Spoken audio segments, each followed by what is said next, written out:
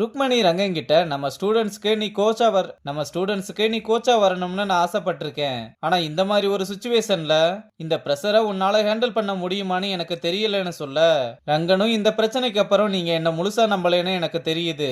ஆனா இதை என்னால ஹேண்டில் பண்ண முடியும். நான் ஒன்னும் பழைய ரங்கன் இல்லைன்னு சொல்றான். அப்படியெல்லாம் இல்ல, இந்த வருஷமும் கேர்ள்ஸ் டீம்ல குவாலிட்டியான பிளேயர்ஸ் எல்லாம் கம்மியா தான் இருக்காங்கன்னு சொன்னதும், அப்ப நம்ம கேர்ள்ஸுக்கெல்லாம் ஸ்டஃப் இல்லைன்னு சொல்றீங்களான்னு கேட்க, என்ன ரங்கன் நான் அப்படி சொல்லுவேனா? இன்னும் எதுவுமே இம்ப்ரூவ் ஆகலைன்னு தான் சொல்றேன். அப்புறம் எல்லாமே சின்ன பொண்ணுங்க, கொஞ்சம் பார்த்து பொறுமையா பேசி பயந்துர போறாங்கன்னு சொல்ல, உங்களோட கோச் உங்களுக்கு ட்ரெயின் பண்ணும்போது நீங்க பயந்தீங்களான்னு கேட்க, ருக்மணியும் இல்லைன்னு சொன்னதும், அதே மாதிரி இவங்களும் எதுக்கும் பயப்பட மாட்டாங்கன்னு சொல்றான். அப்புறம் கேர்ள்ஸ் கிட்ட வந்து நான் தான் உங்க புது கோச்னு சொல்ல, இதை கேட்டு தங்கம் மட்டும்தான் ஹாப்பி ஆகுற மாதிரி தெரியுது. அவனும் அதை புரிஞ்சுக்கிட்டு, உங்கள நிறைய பேருக்கு என் கூட பிரச்சனை இருக்குன்னு புரியுது. ஆனா உங்களுக்கு பிடிச்சிருக்கோ இல்லையோ இனிமேல் நான் தான் உங்களை ட்ரெயின் பண்ண போறேன்னு சொல்ல, பத்மா இதை கேட்டதும், ஆள் இல்லைன்னா பிடி சார் கூட கோச்சா மாறிடுவீங்களா? எங்களை பார்த்தா உங்களுக்கு எப்படி தெரியுது? இதுல உங்க மேல நிறைய அலிகேஷன்ஸ் வேற இருக்குன்னு சொல்லி தியோ கிட்ட ஒரு கேப்டனா இருந்து இத கூட கேட்க மாட்டேன்னு சொல்ல, அலிகேஷன்ஸ் எல்லாம் ஆல்ரெடி அவர் மேல தப்பு இல்லைன்னு ப்ரூவ் ஆகிருச்சு.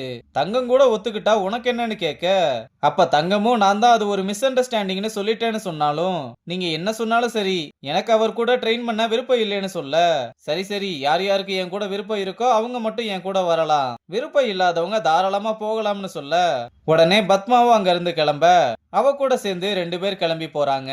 அங்க கட் பண்ணா நடராஜன் பசங்களை ஓட விட்டே சாகடிச்சுக்கிட்டு இருக்கான். அப்ப இந்த பக்கம் பத்மா வந்து, உங்க புது கோச் என்ன சொல்றாருன்னு கேட்க, அவர்லாம் ஒண்ணுமே சொல்லல. நம்ம கோஆபரேட் பண்ணலன்னா மறுபடியும் இந்த செலக்ஷன்ல திரும்ப நம்ம அகாடமிக்கு தான் பிரச்சனை வரும்னு சொல்ல, உங்கள மாதிரி எல்லாம் என்னால மேனேஜ்மெண்ட்டுக்கு ஜால்ரா அடிக்க முடியாதுன்னு சொன்னதும், போது நிறுத்திடி, நான் பொறுமையா இருக்கேன்றதுக்காக ஓவரா பேசாதுன்னு தியோ எகர ஆரம்பிக்க, 2 பேருமே மாறி மாறி வாய் சண்டை போட, தங்கமும் லாராவும் சண்டையை விலக்கி விட்டு பத்மாவை கூட்டிட்டு போறாங்க. அப்ப நடராஜன் பசங்களுக்கு பிரேக் விட்டதும், சண்டை நடந்ததை பார்த்து மணி வந்து தியோ கிட்ட என்னாச்சுன்னு கேட்டுக்கிட்டு இருக்க, இத நடராஜன் பார்த்துட்டு, மேட்ச்ல நோஞ்சா மாதிரி ஆடிட்டு இப்ப அங்க என்னடா பண்ணிக்கிட்டு இருக்கேன்னு கேட்டா, இல்ல சார் ஏதோ பிரச்சனை மாதிரி தெரிஞ்சது, அதான் என்னாச்சுன்னு கேட்க வந்தேன்னு சொல்ல, இவர் பெரிய நாட்டாம பிரச்சனையை சொன்னதும் தீத்துருவாரு. ஃபீல்டிங்ல பவுண்டரி ஸ்டாப் பண்ண வக்கில்ல, இவகிட்ட பேசும்போது மட்டும் எனர்ஜி வந்து கடைசி பல்லு வர தெரியுது. இன்னொரு தடவை அவகிட்ட பேசுறது வலியுறதுன்னு இருக்க கூடாதுன்னு சொல்லி அதுக்கு பனிஷ்மெண்டா கிரவுண்டா 10 ரவுண்ட் அடிக்க சொல்றாரு.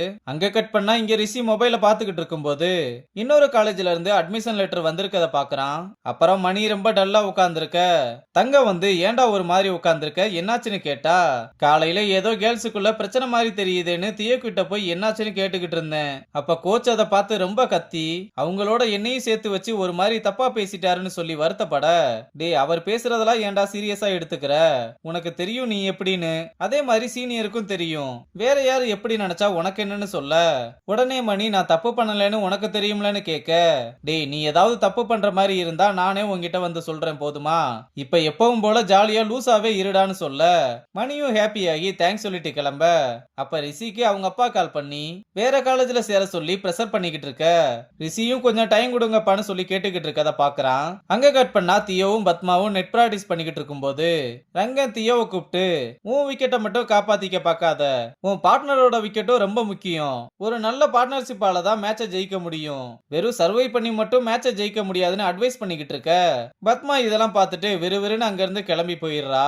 அப்ப லாரா கிட்ட உன்னோட நேச்சுரல் கேமை மாத்திட்டு எதுக்காக இப்ப அக்ரெசிவா ஆடிக்கிட்டு இருக்கேன்னு கேட்க, இல்ல சார் இப்ப இருக்க கிரிக்கெட்ல அக்ரெசிவா ஆடினாதான் டீம்ல இருக்க முடியும்னு கோச் சொன்னாருன்னு சொல்ல, அப்ப ராகுல் டிராவிட் புஜாரா எல்லாம் இந்தியாவுக்காக ஆடலையா, நீ அக்ரெசிவா ஆடுறதுக்கு பதிலா உன்னோட ஸ்ட்ரென்த் இன்க்ரீஸ் பண்ணாலே உனக்கு ரொம்ப யூஸ்ஃபுல்லா இருக்கும்னு ஒரு ஹெவியான பேட்டை எடுத்து கொடுத்து ஆட சொல்ல, ஸ்டார்டிங்ல கொஞ்சம் தடுமாறினாலும் கொஞ்சம் கொஞ்சமா அந்த பேட்டை அவளுக்கு செட் ஆக ஆரம்பிச்சிருது.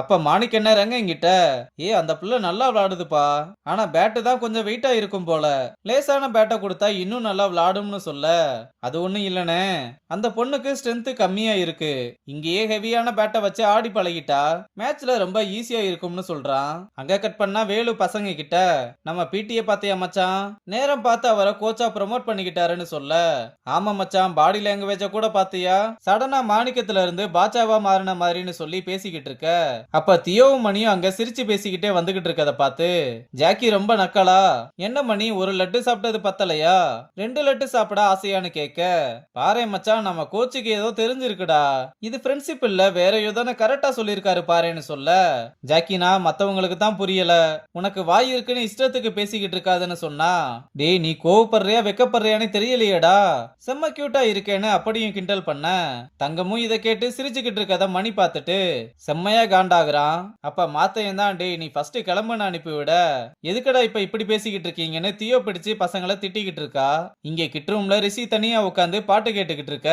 அப்ப மணியும் அங்க வந்து உட்காந்து மொபைலை எடுத்து பாட்டை போட்டு கேட்டுக்கிட்டு இருக்கிற கடுப்பெல்லாம் பாலு மேல காமிச்சுக்கிட்டு இருக்கான். அப்ப ரிஷி மொபைல்ல பாட்டை மாத்தும் போது அவனோட கையில கீரலா இருக்கத மணி பார்த்ததும் வேகமா அதை மறைச்சிட்டு அங்க இருந்து கிளம்பி போறான். மணியும் இதெல்லாம் பார்த்துட்டு இவனுக்கு என்னடா பிரச்சனை இருக்குன்னு யோசிச்சுக்கிட்டு இருக்கதோட இந்த எபிசோட முடிச்சிருக்காங்க.